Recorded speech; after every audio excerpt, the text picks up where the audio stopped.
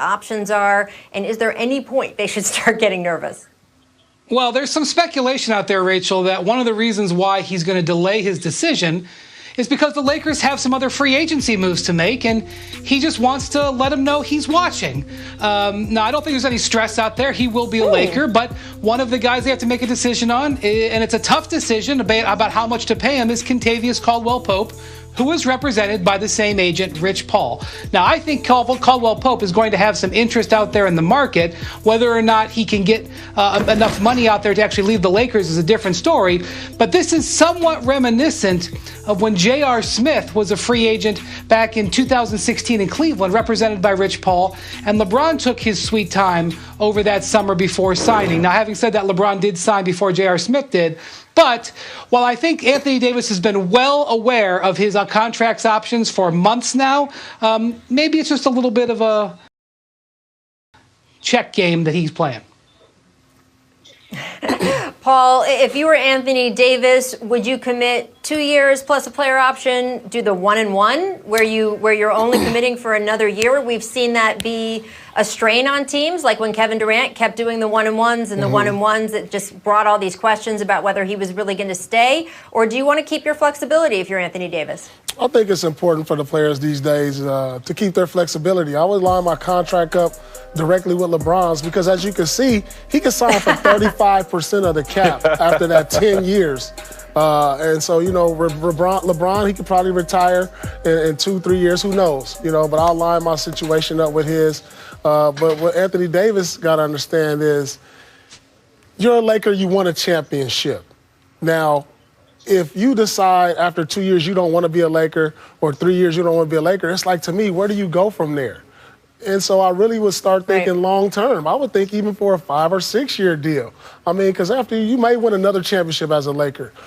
There's nowhere else you can go after being a Laker after winning 2 championships and being the face of the franchise long after LeBron has left. So, I mean, his options are open, and that's a good thing to have these type of options for Anthony Davis to make these type of decisions, because he's one of those players whose game is injury-proof also. He's 7 feet, athletic. He can do so many things with the ball. He can shoot, soft touch, handle the ball. So, sky's the limit for this kid. Whether he stays healthy or not, he's still going to get a great deal. So maybe 2 is the way to go.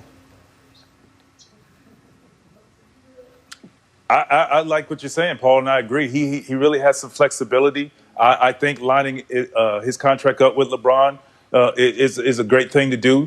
You know, win as much as possible. And then down the line, obviously you could do the 1-and-1s back at home. I know that was talked about. I think Chicago, a couple other teams where he could possibly go back.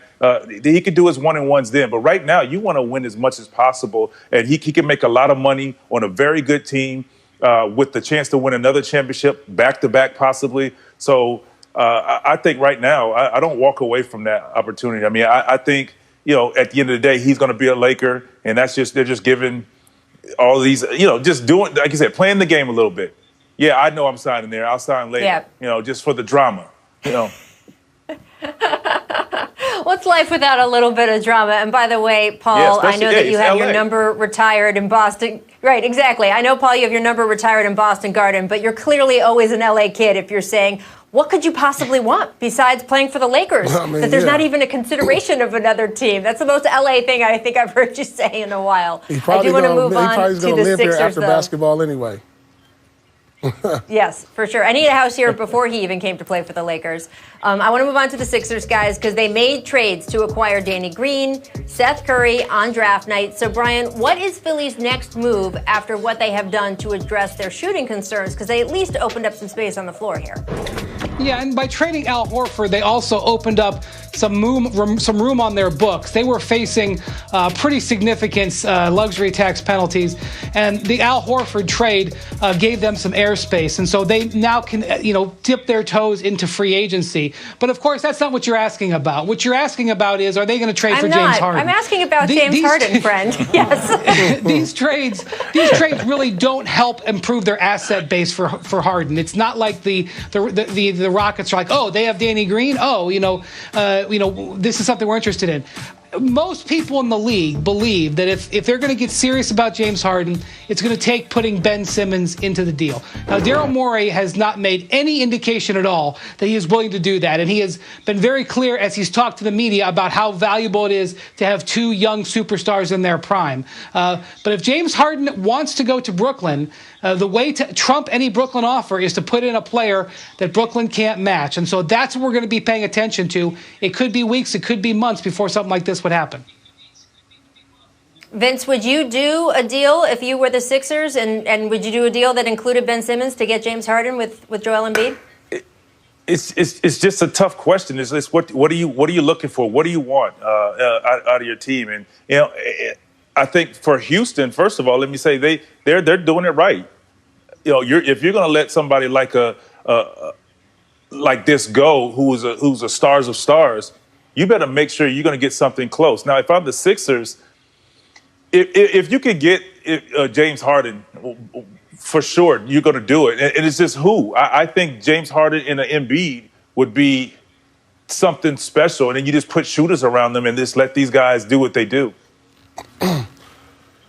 Yeah, I'm going to agree. All right, guys. I'm telling you, I would love to see James Harden on Philadelphia.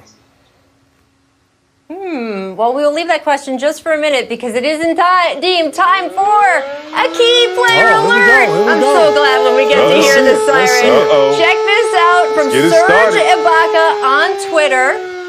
Posted a photo with the caption, "On my way to ... That might be on his way back to a breakdown. Toronto to get his. Come to Boston, baby. We need you in Boston. He could be. Let's go to Amin Elhassan real quick to break down why Serge Ibaka is so valuable. All right, guys. Once a VC, always a VC is back. The video coordinator and me couldn't stay away. Here's Serge Ibaka. He's going to be another big free agent on the market, especially for contending teams. Right here, you see his ability to set that down screen for Powell and then roll to the basket and finish strong. A lot of this is predicated because the defense has to respect Ibaka's ability to shoot from the outside, so it opens up a lot of things for him. Here we see Darius Bazley. He closes out a little too late, a little overcommit. Ibaka, one dribble, front of the rim, finishes. Again, this is because they're afraid of his jump shooting from the perimeter. And, over time in Toronto, he's been an effective post scorer, obviously off of pick and rolls, finishes. But here's the big thing you get, the defense, right there. His ability to rim protect, his ability to switch and guard other perimeter players. Serge Ibaka is going to be a big get for someone on the free agent market who's trying to make a move for a championship. So that's an idea of exactly what is on that airplane right now. Brian, can you give us any insight into what Ibaka's options are? Because Woj reported just in the last hour that the Celtics were clearing up some room and making some trades. Enes Kanter on his way to Portland. Yeah, so you got to keep an eye on the Celtics with Gordon Hayward, whether or not they would participate in a sign and trade, likely with Indiana, or if they would just re-sign Gordon Hayward. The thing with Serge Ibaka is he will get the most money likely if he stays put in Toronto. But if he wants to move around, if he wants another place maybe to play sort of the back end of his career, and he's willing to take less money, all of a sudden a whole bunch of other teams come into play. Specifically, the Brooklyn Nets, who Kevin Durant was a teammate of his with the Oklahoma City Thunder, of course, and he's been doing some recruiting there. And then the Los Angeles Lakers, he would be a terrific fit. In both of those cases, he'd be playing for a lot less money, but you could see why he'd be interested in listening to those offers.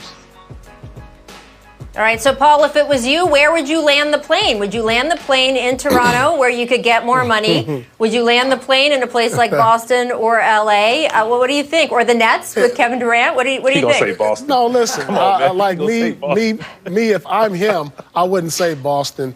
But me, I'm biased to the Boston roots. Of course, you know that. But, Serge is at the back end of his career where he needs to maximize his potential to get the most money, where he has the opportunity to possibly get that and win. And so, the only way he gets that is in Toronto. Now, if he's satisfied with what he's made throughout his career, then I'll search for greener pastures in Boston. Doesn't that make sense, guys? Greener pastures, Boston. I mean, come on. Got it. I think, like I said, signing back with Toronto, I think it all depends on what Fred VanVleet is going to do. We know Gasol has moved on. So I think that will be the issue there. I like him in Brooklyn as a defender, shot blocker, stretch the floor for shooting. That opens up. Now, what do you do when you who do you double off of if he goes to Brooklyn?